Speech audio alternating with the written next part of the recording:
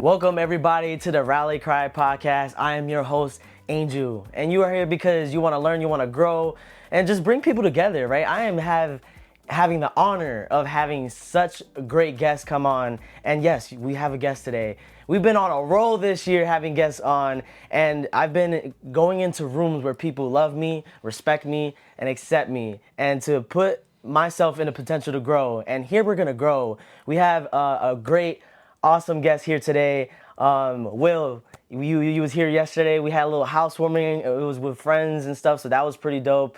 And today I want to talk about you and everything that you do. You got a business called Willful Change. Yes, which Willful Change. I love it because it's within your name. Yes, And you're yes. all about leadership, right? And so many more than that. And I want to start with where it all began. But before we get there, I want to break the ice with you. Is that cool? Let's break the ice. All right, let's break the ice. So we got the communication card game on deck. Get it? Because it's a deck. I love it. I love it. Pun intended. Yeah, right. Pun intended. So we're gonna break the ice, guys. If you haven't got your Enough Said icebreaker game, you could do so. Linked in the bio. You can also follow us on Instagram, and the link will be there as well.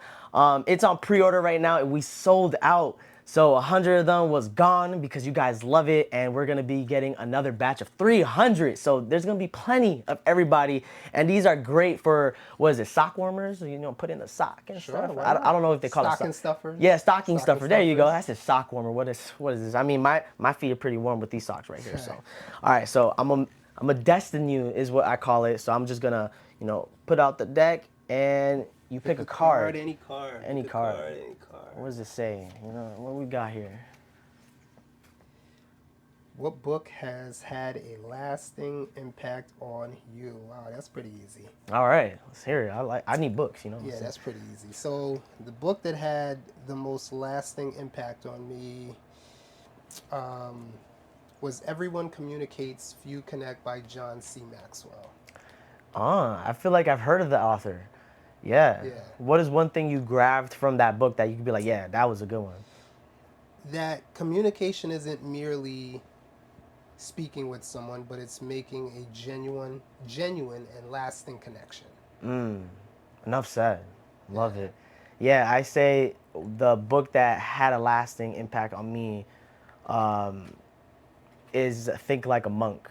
Think Like a Monk. Think Like a Monk by Jay Shetty. Okay. Yeah, that's just one of the books. There's other books that I've really had a good. That book is pretty much teaching you the teachings of a monk. Okay. And since he was a formal monk, he put it all in a book about like emotion and not having certain expectations. Mm-hmm. There's like so many things that go within that. Which, now even thinking about it, I might need to do a little refresher because as we always say, you don't read a book only once. You got to read it a couple times. Yeah. It's like a Bible, So I do love that because it goes with how, communication is one of those things that is well needed, but we don't know how to do it. Absolutely. And I know you got this whole company when it comes to leadership and teaching people how to be much of a leader. But I want to start with what made you got into that, and was there a pivotal moment in your life that started that, or? So that's a great question. So I graduated with my master's degree back in 2011, back in Long Island, New York, from Dowling College, and I always knew that getting into business was what I wanted to do. That was my major, that was my focus. But I never really had a specific area that I wanted to dive into. So not coming from money, not knowing, didn't have a lot of resources backing me or anything of that nature. I had to be very intentional about what I wanted to get myself into. So I had a couple of different business ventures that I thought of. One was a food truck and, some other different things, but nothing really stuck because they felt more like a hobby as opposed to an actual calling.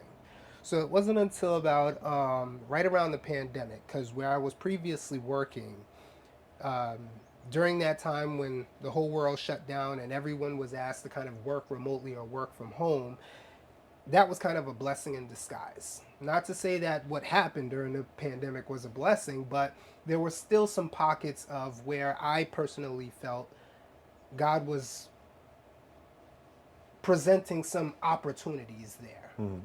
And during that time, because I was eliminating the normal hustle and bustle routine that I would have, which is waking up, getting dressed, hopping in the car, going to work, focused on a computer, going, Yeah. the Nine normal to stuff, five the thing. normal Yep. 9 to 5, grind the normal rat race. Mm-hmm.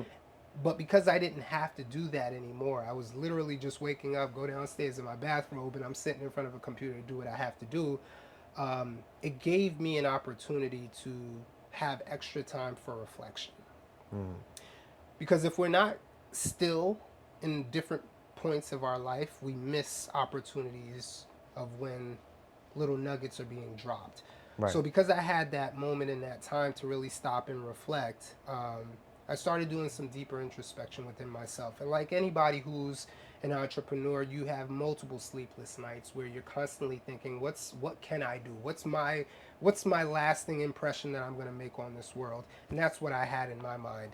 And the craziest thing one night, I think it was about 4 o'clock in the morning, I heard a voice kind of saying to me, think of the time that you felt the most fulfilled. And in that moment, what were you doing? Mm. So now that led me to something deeper than just what did I like, but more so, what was my calling? Mm. So as I was kind of going through that highlight reel and started thinking of the times in my life that I felt the most fulfilled, the one thing that resonated or took me back was when I was about, I want to say 6 years old. I was in kindergarten. And that was when I gave the I Have a Dream speech. I Hmm. gave the I Have a Dream speech in front of a full packed out audience. Yeah, like MLK. Yeah, and Love it. I remember I was the only student because there was a panel of students. They broke down the speech, and I had a part, and a couple other kids had parts too. But I remember I was the only student that didn't need help reciting my piece. Every other kid, a teacher was in their ear telling them what to say. I was the only one that remembered it verbatim. Hmm. And after I was done, and I was actually the last person that went, and I was saying the final words. These are the words of Dr. Martin Luther King. Let freedom ring, and so on and so forth. And I remember the standing ovation that I received right after. Hmm. And it seemed like that feeling, I've been always chasing it since the age of 6. Wow. I'd like to double down on that because, that story resonates with when I had a similar Sure. experience when I was about 5 years old. It was Yeah. in elementary when I lived in New York. Yeah. And I used to always sing in school all the A time. Like singer. Alvin, yeah. Wow. I mean, I'm not a singer, but hey, I feel Okay. like maybe I am. I think with me singing so much, I remember they called me down to the library and they were like, Angel, we know that you sing a lot and we Yeah. want you to just perform right now and sing for us real quick. And I'm like, okay. On the spot. Started singing Alvin and the Chipmunks because that was it was going on around Yeah. that Yeah. time. Yeah. And they were like, you're in. And I was doing a Lion King play for Timon. Dope. So I did that and I got nervous, rehearsing. I said I can do it. They say you got this, et cetera, et cetera. But I ended up being on stage. And to really think about it, I had fun doing that. And then I had an embarrassing moment when I had the wig of like Yeah. orange hair and it Yeah. fell down on the Yeah. ground. And I just looked at the crowd, picked it up, and started running. Everybody started laughing, but I didn't even. It wasn't even traumatic for me. It was Yeah. funny and fun Yeah. for me. Yeah. And to think about who I am now, like how I am socially and how I could be on stage, Yeah. gives me that same feeling too. So Right. Right. yeah, that's awesome. So for me, I felt like I've always been chasing that, and that's when I kind of had that light bulb moment, and it was kind of like a trickling effect. Because after I thought about that, then I thought about the next time that I was in front of a crowd. And I believe the next time after that was probably when I was 12. I was in church and I was asked to preach my first sermon. And I still remember the title. It was You're Never Too Young to Be a Servant for God. Mm. Yeah, it was like a children's week, type of thing that they were doing. And it was a special, day that they were doing. And they asked me to be the speaker. And I said yes. And so that happened. And then again, I started thinking of all the different times when I was standing in front of somebody, and it was always that feeling that I was chasing. And that's when it was solidified for me, speaking, something that involved me being a speaker, something that involved me training individuals, or something that involved me coaching. Right. And you know how our phones, they listen to us. Yeah. I don't Something know. is. I don't know if I was thinking this out loud or whatever it is. Mind you, this is happening at 4 or 5 o'clock in the morning. The next day, I was kind of going through my Facebook feed, just kind of scrolling. You know, there's always some advertisements or whatever. And then right there was an advertisement for join the John Maxwell leadership team. Become certified as a speaker, trainer, and a coach. And I said, this can't be so. So I clicked on the link, and I'm looking at the link, reading the description, went through the website, and I'm like, this speaks to every single thing that was in my head that I was thinking about yesterday evening. Right. I was like, this is so crazy. So I started reading up on it and, you know, looking at what the process looks like, what I need to do, what's the investment, so on and so forth. And after reading it, I said, I think this is it. I think this is what God is telling me. So I prayed on it. And I sought counsel from three specific people. So one was a friend of mine. I reached out to him and I asked his opinion. What do you think? Do you think this is something that I would be good at? He said, listen, you have my full support. Second person I asked was my wife. I said, what do you think? Do you think this is something that I would be good? She said, yeah, I definitely can see this for you. The third person was my former pastor. I reached out to him, and this was kind of like the icing on the cake, because when I reached out to him, I gave him the breakdown and said, I would like to join something like this. It's by John C. Maxwell. I could become a certified trainer, speaker, and a coach, so on and so forth. And he said, brother, I support you 100%. I'm going to tell you why. I said, why is that? He said, because I'm a certified John Maxwell team member. What? I said, wow. Wow. You can't say that's closer to God in any way. Listen. What? Once he said that, I said, all right, it's solidified. It's wow. solidified. So, and you prayed on it. And I prayed on it. So once I got that confirmation from all three folks, I said, all right, I'll move forward with it. So I believe it was like the following day I made the phone call. I think it was around August 28 or so. I made the phone call, spoke with like an advisor from the group or whatever, and they mentioned how much it was going to cost, you know, to actually get enrolled and the certification for the lifetime certification, and it was pretty hefty. I bet, yeah. And I've never spent that much on myself. Never spent that much on myself. But this time I said, you know what? I have the support of my wife. I have the support of my friends, my pastor. Everyone okayed it. And I feel like this is what God is telling me. I said, I've never made this type of investment in myself, but this time I'm going to. I'm going to bet on myself and I'm going to try it. And I made that investment and never turned back. It was by far one of the best decisions I've ever made in my life. Wow, that is absolutely amazing. Yeah. I love the whole, you know, domino effect leading up to it. Absolutely. Especially like you're in a point where like you're not sure, so you're trying to re-identify. Absolutely. Because like we're all trying to look for a feeling, and that feeling that we're longing for, so that we could be happy. You know what I mean? At least feel content. You know, when we go home and then when we get outside our home, it feels good to do what we got doing. You know what I mean? Like, oh, this is what I do. I feel good about this. Today's gonna be a good day. You know, and I think that there's a lot of people that are struggling with that. And there was one thing that you mentioned about having mentors, and I want to know, like, despite you're a pastor and you're going to church, that's definitely, you know, almost God-given, right? Sure. What would you give advice to the people that are probably struggling at home, trying to figure out what they want to do in life? Is that going for mentors? How do they look for mentors in that area? What would you suggest? If it's mentors, is that a good route, or? Yeah, mentorship. I mean, in fact, I'm kicking myself in the pants at the fact that I didn't see or understand the value of mentorship a lot earlier in my life. So I'm always going to promote someone seeking out a mentor, but I think that begins with self-reflection first, right? Because it's one thing for you to identify the need for a mentor. It's another thing to be able to find the right mentor. Right? Because if I understand myself, my personality type, what I respond well to, the type of mentorship that will motivate me, as opposed to the type of mentorship that would demotivate me, like, you have to know these things in order to be able to be strategic of who you're selecting. Because it's not everyone that wants to help you that you should take help from. Right. You understand what I'm saying? Absolutely. And this takes me back to a specific example where a former supervisor of mine, love him to death, love him to death. He actually holds a very special place in my heart, um, at the fact that there was a specific time in my life where he played a very intricate role. I would even say was my guardian angel, so to speak. Um, but his style of motivation didn't work for me. You understand what I'm saying?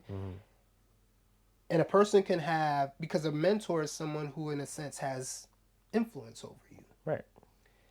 But not everyone who has influence over you can have influence in every different aspect.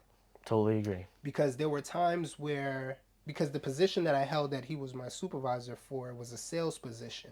And he had this very sports coaching mentality where it's like, I'll beat you up until how Yeah. coaches are. They're very hard on their players. I don't respond well to that. In fact, I shut down when that happens. But he didn't know that. Right. Because while we were out there, we were doing a ride along, and he was kind of breaking my balls and come on, man, this is what you're bringing to the table. Like, come on, man, let's get this next one. I don't respond well to that. But if I didn't understand myself, I probably would have seen him as the ideal mentor.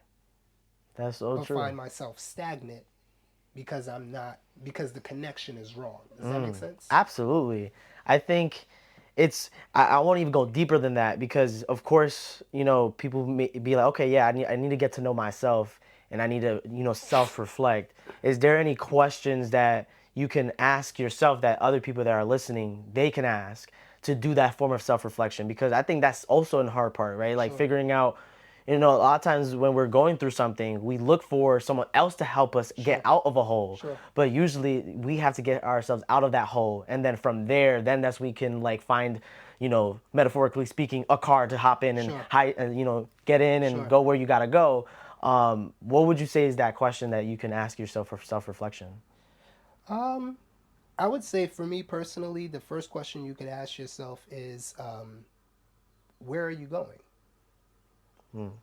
Because if I'm not clear on where I want to go, it's difficult for me to find the right person who's going to help get me there.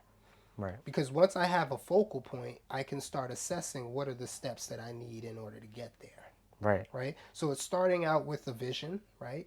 Starting out with your why, and it's very similar to what we hear in business. What's your why? What's your vision statement? What's your mission statement? So it's really focusing on where you want to go and what's your why. Do you think there's anything that someone can say where they're going and why they're going there that can be like, that's not a good why? Like, for example, I think a big why of people do certain things is because of money, right? Absolutely. Would you say that would be a poor mentality to have, and maybe to reframe that in another way? Depends on what really motivates them. If the money is what they're chasing, I may not necessarily agree with that, but Yeah, if that's your why, that's your why. Right. Because it's the why that keeps you going. It's the why that wakes you up every morning to keep doing what it is that you do. See, my why for becoming a leadership trainer, speaker, and a coach is because I want to be that support system that I didn't have when I first got into my first leadership role. I want to make sure that entry-level supervisor, that mid-level supervisor, even that senior-level supervisor that doesn't feel that they can go to their supervisor to get that level of support is getting the resources from me through my trainings, through my coachings. Right. That's what wakes me up every single time, despite how I feel. I'll do it for free. Scratch that. Don't tell anybody that. But in all reality, Right. Yeah. I can do that for free. I have no problem because I feel so fulfilled. Looking at it from the other standpoint, if money is your driver, like I said, I may not necessarily agree with that ideology, but if that's your driver, then that's your why. Yeah.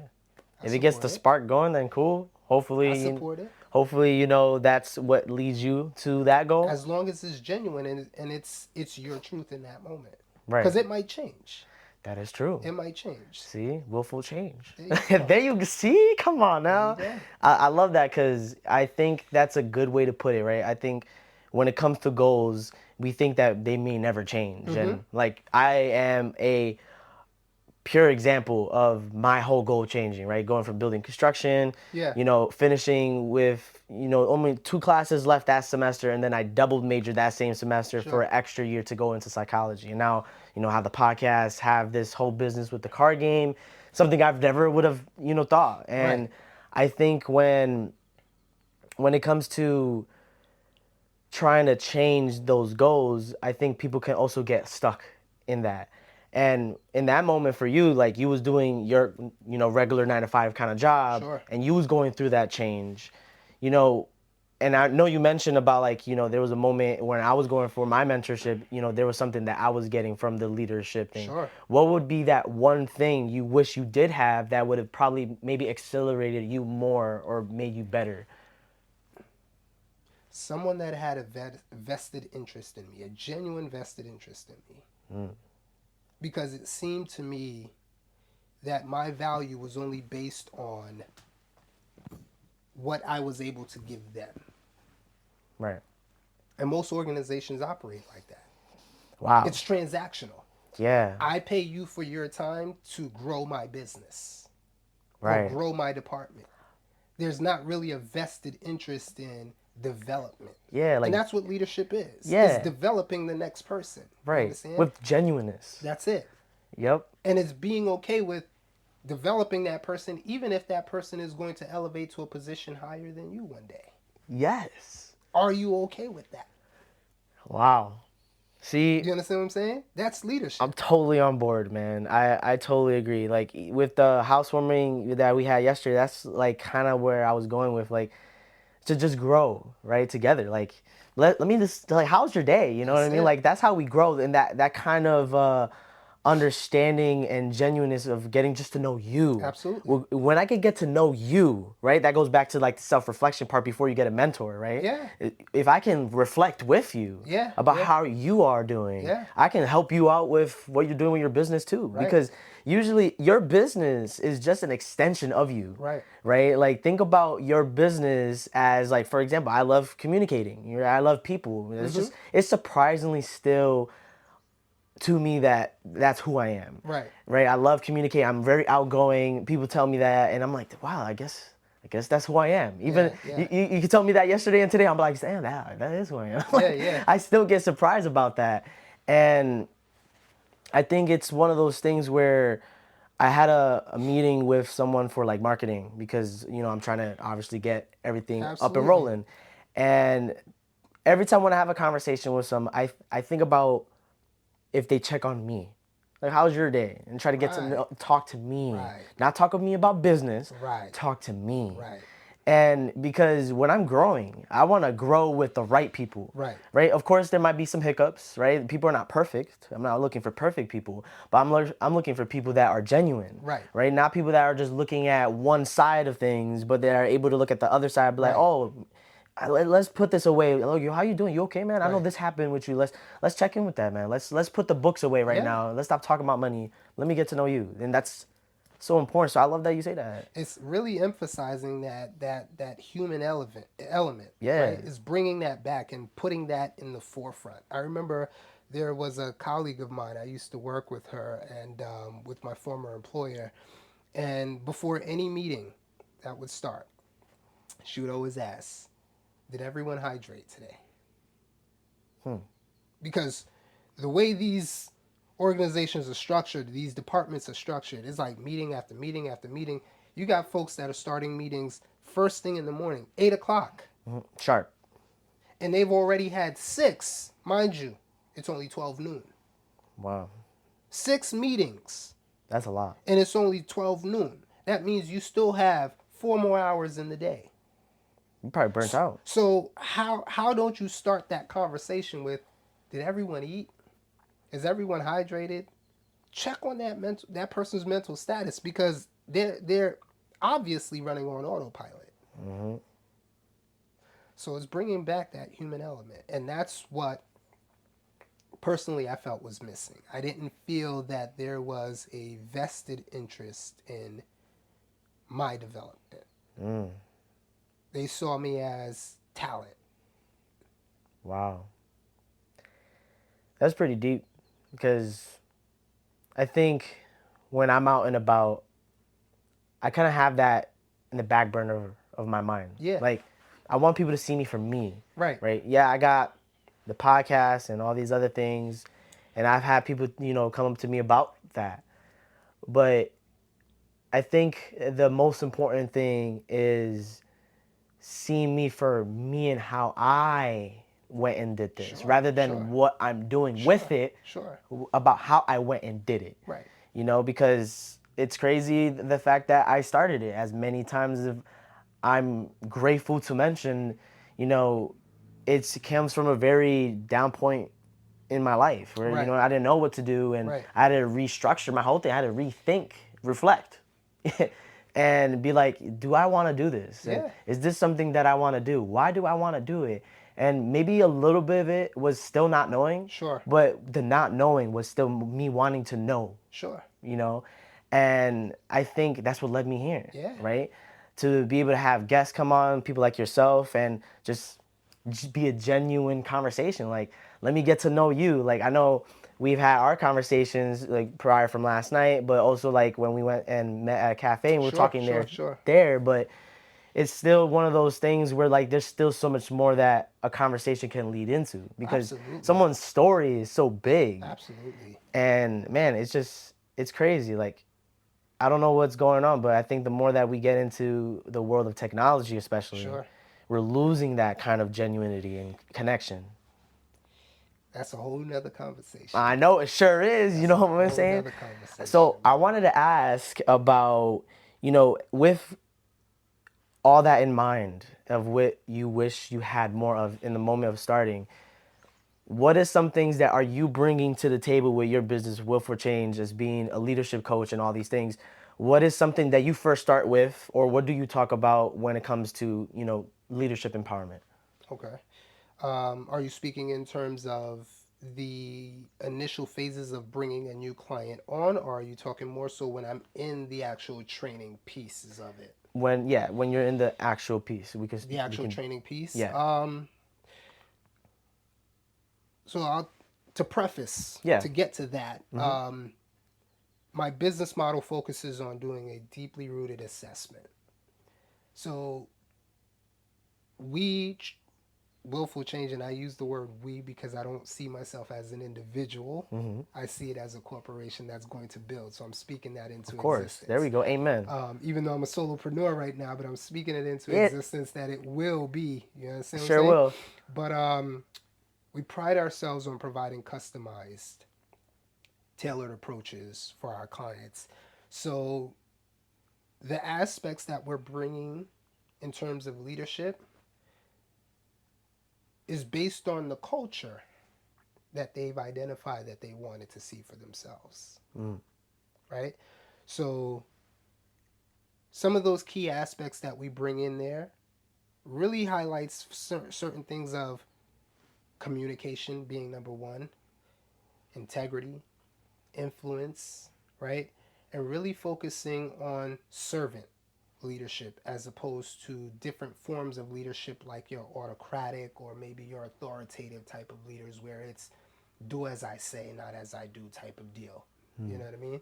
And because it's tailored, we try to gear it in those aspects and really focusing on those key areas. So there's three main categories. So like if I'm doing a training for someone or if I'm developing a training series for a client, based on what we've assessed their desires are or their skill gaps or different areas of improvement, we drop these trainings that we develop, we put them into three different categories. The first category is understanding the leader within you, because before a person can truly understand how to lead someone else, they first need to understand self-leadership, right? So we find and we design trainings that are going to help promote self-leadership, understanding the components of who you are as a leader, being able to decipher different leadership styles and what those things look like, and when and where you might need to change your leadership style to match the specific audience. You understand? So I don't want anyone to walk away from this understanding that because I'm a democratic leader, this is who I'm always going to be. No, because you might come across that staff member that's a pain in your you know what, and you may need to switch up your leadership style a little bit for that individual. And it's really understanding the adaptability when it comes to leadership. We're so multifaceted. You understand what I'm saying? So, um, as leaders, I want folks to walk away understanding that the ability to adapt is key and it's essential. That's the reason why that first category focuses on understanding the leader within you. The second category focuses on understanding and developing effective team dynamics. This is where we're now working on the outside, working with teams, really understanding the dynamics of team. What does it take? That's where we get into the communication piece. That's when we focus on how to effectively communicate, different motivational strategies, and different ways on how to use influence, right? Because leadership is influence in a sense, being able to shape a person's behavior, their thinking, their work ethic to get to a common goal. And then that last category focuses on developing essential leadership skills. So now we're talking about some of the soft, but also some of those hard skills that a person would need in order to be effective at leadership, such as being really good with critical thinking, and problem solving, or some soft skills like empathy and being able to sympathize with other people and so on and so forth. So far, I've seen that to be very effective in the way our clients are being transformed and getting to a place of long-term change.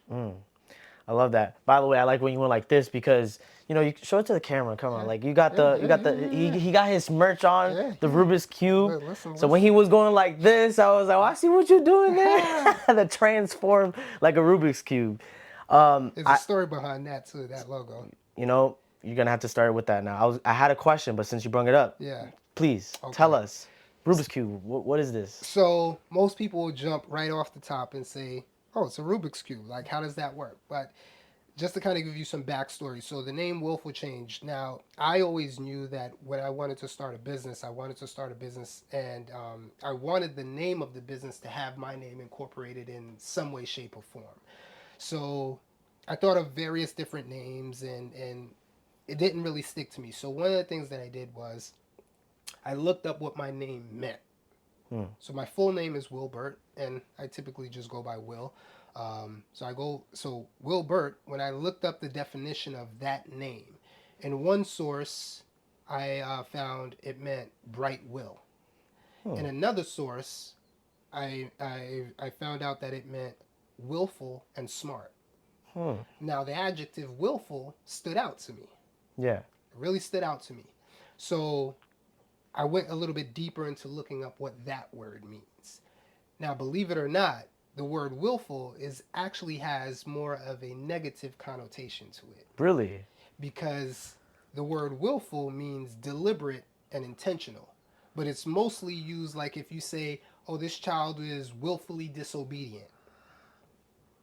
Right. You understand what I'm saying? So it has more of like a negative, but I spun it so that it could have a positive. So taking the fact that it meant intentional and deliberate, and I'm a firm believer that if we're looking for long-lasting change, you need to be willful and deliberate in order for that to happen. So that's how the name Willful Change came into place. So now I needed to have something equally as symbolic when it came to the actual logo. So I started thinking, what can I put together? So I typed in Google the word, Willful Change. Typed it in. This is before I actually had purchased my domain name, because if you type in Willful Change now, it's actually going to bring you to my website. So I typed in the word Willful Change, and there was actually a picture of 6 cubes. So it's 3 on the bottom, 3 in the middle, and then 2 on the top, and then the one that was in the top right corner, was actually lifted up. So all of the cubes that were all bunched together, they had arrows going down, and the one that was slightly lifted at the top right corner was had an arrow that was pointing up, and it symbolized intentionally moving in a different direction. Wow. So now I just That's took cool. the look and the design of a Rubik's Cube to make it more three-dimensional, because that picture that I saw was a one-dimensional picture, but I wanted it to have a little bit more oomph, if you will. So I Yeah. took the actual Rubik's Cube, which is more three-dimensional, and I took the same concept and added it to that. So when you look at this here, you'll see that all the cubes are moving in that one direction, but the Yep. one that's oddly moving away is willfully changing its direction. Dope. I like that. I love the fact that you got that off of a reference, off Yeah, like putting the name, the yeah, willfulness or yeah, willful, and that came up, and you was yeah, like, all right, let me spin that, yeah, and the fact that Rubik's cube, you could spin yeah, it. I just love that because I think that is a good way to be creative, right? yeah, That's the self leadership, right? yeah, The out and going for it and be like, all right, I have nothing to lose. Let me just check this yeah. out real quick, and you ran into it and look at it now. And That's so awesome. even with the spelling of the name, because most people ask me like, Will, do you like even the way I spell my name, Will? I use two L's instead of one. And most people will say, why do you use two instead of one? Because just the one L, number one is just it just says Will, but when you add that second L, the word Will with two L's actually brings a different meaning. Really? I Yes. did not know that. Because will with two L's actually means determined, Okay. purposeful, as opposed to one L. What does the one L go in for? Do you It's know? just will. Really? It's just will. Two Huh. L's makes it more focused on determined and purposeful. Because when a person signs a will, Right? you know what I mean? Yeah. They're determined to pass something on. So That is that's why when I put willful change, instead of having one L, I put the two L's so that it represents not only my name, the way I spell it with the two L's, but it's willful change. that is so dope. Yeah. Like just to really break that down, right? Yeah. That's what makes it more Very meaningful, right? intentional. Very Yeah, intentional. and you gotta move with Very intention, right? intentional. Oh man, I wanted to ask before we were getting into that Sure, story sure. on leadership. What is your definition of leadership? My definition of leadership. Leadership is the development of people, process, and performance. I like that. Dope. Yeah, no, I totally agree. I think it goes again with what you just mentioned about intentionality and the development with people around you, right? It's, then we go with Sure, influence. sure. How, what does intention look like when it comes for maybe you, right? In this case, I think intention is something that we don't really think about, Sure. right? So therefore, like we're only giving attention rather than putting intention. Right. I like that. Yeah, how would you decipher between being intentional and giving attention? So, being intentional requires you to already have in mind a goal. You understand what I'm saying? Yeah, Because when you already have in mind a goal, the steps that you take to achieve that goal, you're doing with intention. right. You understand? Um, so, that's the way I kind of look at it. Which is why when I'm talking about doing things with intention, even when I'm having a coaching session with somebody and they're like, oh, I'm trying to prepare for this difficult conversation that I have to have with one of my staff. The first question I'll start off with is, what is your desired outcome? What is your objective for this conversation? Because I'm already taking them through a process of deciding what are you hoping to get out of this conversation, because now that's going to influence every step you take. So if a person says, my objective is for my staff member to feel that they can trust me and feel supported by the end of this conversation, that's going to influence how I show up, the words that I use, the focus that I give, right? And how I respond in that conversation. Those are the intentional pieces. Now I'm intentional about the words that I'm picking so that in the end, I can get the desired outcome I'm looking for, which is for you to feel supported and for us to build that sense of trust. I love that. And while you were saying that, it was making me think about how intentional or having intention is almost knowing when something is coming, rather with attention is just see when it's coming. Right. You know, like think about like incoming, Sure, sure. intention, Yeah. right? Intention. Anticipation. I'm anticipating something Yeah, that's yeah. coming So it's as like opposed to just waiting for it to happen. right. So Yeah. it's like the attention is like when it's you're waiting for something to happen. You don't know what it Yeah, is, yeah, yeah. but you're just like, hey, I know I'm prep. aware. Yeah. Prep. But with the intention part is like, oh, I know it's coming because the weather or Right, however metaphorically you right, want to put that. right. But no, that I think that is definitely, well said because I think a lot of times people are paying more attention to the things Sure. that they do, right? I think when it comes to certain conversations where the stakes are high, they don't know how to address it or anything like that. They're paying attention more to how they feel and Sure. more of like what they're doing. But then they don't go back deeper than that with intending of what they're trying to get out from that. Right. What would you say is one of the primary things that your clients probably come to you about? That depends. So you speaking in terms of coaching or training? Coaching. Coaching, well, the organizations that I've been working with, I'm seeing a pattern. I'm seeing a pattern because I've had the honor and the privilege of being able to convince my clients not to simply see or not to simply hire me for mid-level management. They see a need for intentional change to happen from the top, starting with the CEO, all the way to your entry-level supervisors. So I'm seeing a mixed bag, but some of the more common themes that I'm seeing is around communication, time management, how to manage the daily hustle and bustle and things like that. So it's really kind of falling into those same three categories, managing former peers, things of that nature, because again, the resources are very limiting. Yeah. Very, very limiting. And I think because I came from that industry and because of my experience, which I had some good experiences working in nonprofits, but I also had some not so good experiences. But those not so good experiences shaped and molded me to be prepared to speak with authority in these areas where folks need the most help.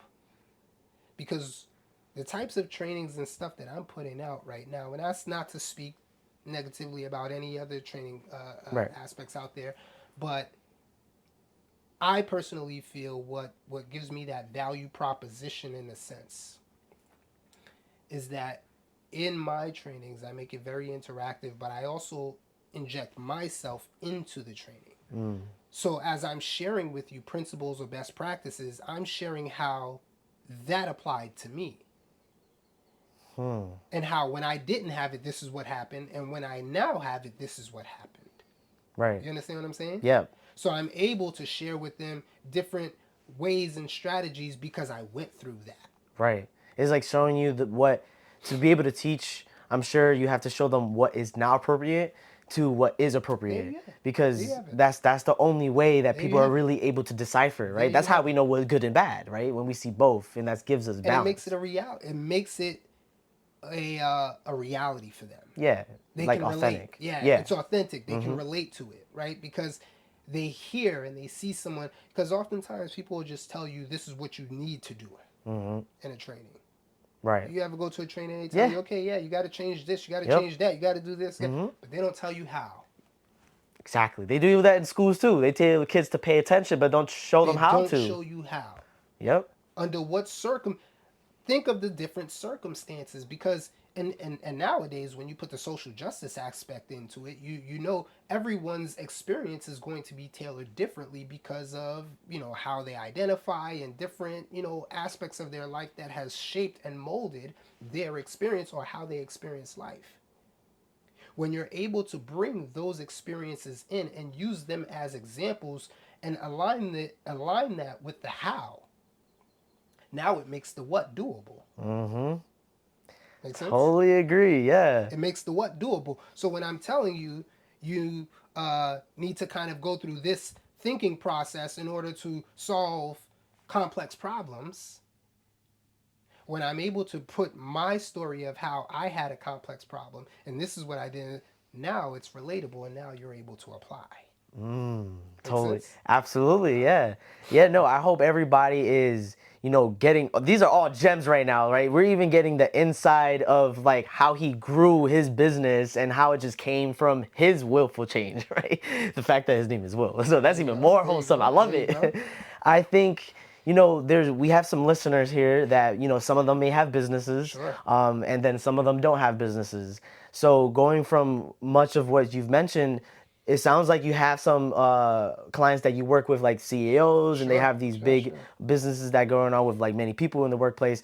Do you also work with like individuals, or are you just with business and like commercial work? So my trainings, I would say I target nonprofit organizations, right? That's where I feel that I can add the most value. Right. You know, because you know how they say you can't help everyone, right? Because oftentimes we want to go out there, put our hand in everything, and never say no to anybody that comes with some money and say, hey, can you do this for us? There's riches and niches, right? So I try to Wait. focus. Say that again.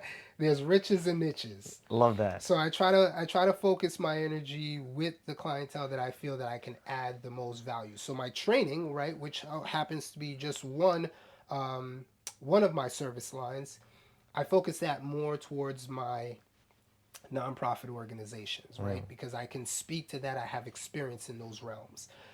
The coaching, that's open for anyone that feels that they have a need, who can see their need. Um, Now that I typically couple that as part of a package deal. So let's say I'm working with a nonprofit organization and they have a 12-month series, you know, contract with me where every month I'm doing a training. I'll also offer, if they feel that there's also an additional need there, for some additional one-on-one coaching with select staff or their whole group or whatever it is, because it also helps to reinforce. That's what I've learned, right? In my experience, it also helps to reinforce what they're learning in the trainings, because they could sit in the training environment, they could learn the stuff, which is great, but it becomes real once we get in that one-on-one Yep. where we start talking about some of those practical solutions, and I start holding them accountable as an accountability coach, if you will, to start applying and putting some of those things to work. So I'm not opposed to taking, like, let's say if someone is a entrepreneur, solopreneur, or whatever it is, and they say, hey, listen, I can use a coach. I can definitely work with someone like that. You know, I have a small family-owned uh, videography business based out of Chicago, a friend of mine, and I actually met them through a sales training that I was taking, and they reached out and said, "Hey, listen, I can use some leadership training." So I'm actually going to be working with the wife of that of the husband who owns that company, where I'm going to be doing some one-on-one coaching with that person, you know, and kind of coupled training, if you will, Yeah. with that individual and effective communication. So um, I I'm open, but one of my main criteria is that person seeing their own need. I won't force you to. Yeah. If I have to sell you on seeing Right. your need for growth and development, you're Yeah. not. You're Goes not. back to what you mentioned You're about the not my self client. reflection. Yeah. Do your Yeah. self reflection first and then Yeah. come with the intentionality of what you're Yeah. coming here for. You're not my client. You're not my client. I'll refer you out. Yeah, right. No, I think that's fair because Yeah. it's true. You can't. I'm not here to influence you to leading to what you know you No. No. should No. No. already better for yourself, right?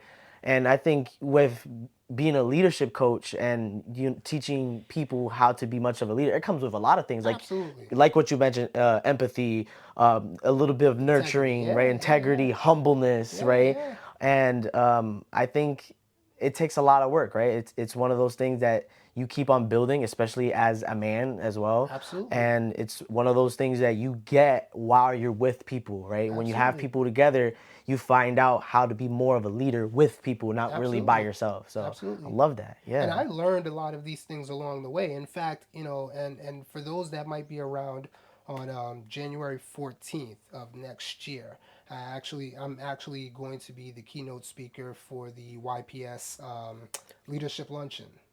Leadership luncheon You know, at since 12 o'clock. since we're talking about that, my friend, me here is a board member Awesome. of YPS. So Awesome. Awesome. shout outs to Kara Bombard Yes, and indeed. Yes, everybody indeed. else. Shout out to Kara. Yes, Shout so out I to will be Kara. looking forward to that. Yeah. Absolutely.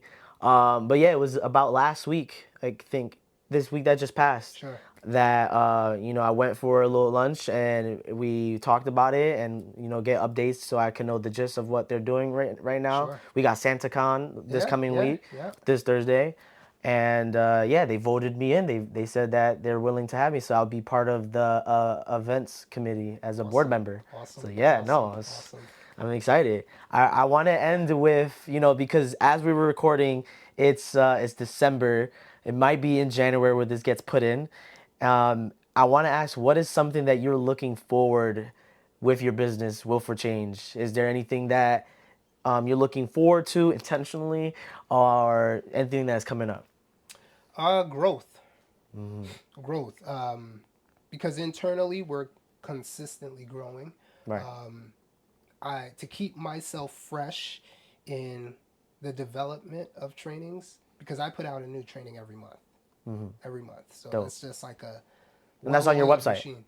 Not on my website. Okay. Not on my That's website. see. Yeah, that's This that's is too good to much know. too much intellectual property out there. Yeah. Right. Yeah, Right. not on my website, but there's things to come down the line, because like I said, I'm a one-man show right now, but internally there's always going to be growth where new trainings are coming out, and that's things that I either post on my mailing list, my email mailing list, like folks will get information about that, but externally I'm looking for growth in terms of just the business because as business starts to grow and my name starts to get out there, um, I feel that the vision for Willful Change, which eventually I want to be able to step away from the in the field sales and doing the actual trainings and stuff and the coaching, I want to step away from that and start molding the next generation that's going to basically manage those accounts for me,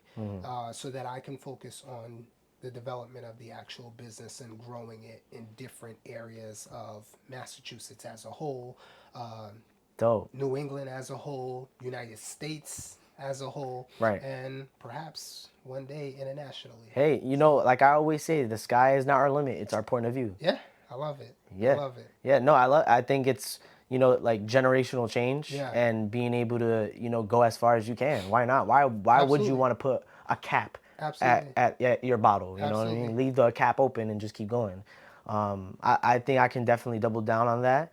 And yeah, everybody that is listening, so many gems today. And mind you, there's so many other things that we could even get into because it's so much more when it comes to being a leader. It comes more with, the intentionality and Yeah. being self-reflective, right? But it always starts with yourself. So if you want to, start your own business, that's one thing. If you want to get better at communicating, be more of a leader, it doesn't matter if it's man or woman, but it's just the fact of being intentional Sure. is absolutely everything. So everybody, I hope you got something from today. If you was cleaning, if you was cooking, whatever it may be, make sure that you follow us on Instagram at The Rally Cries with an S at the end. You can follow us on Instagram, YouTube, Apple Podcasts, Spotify.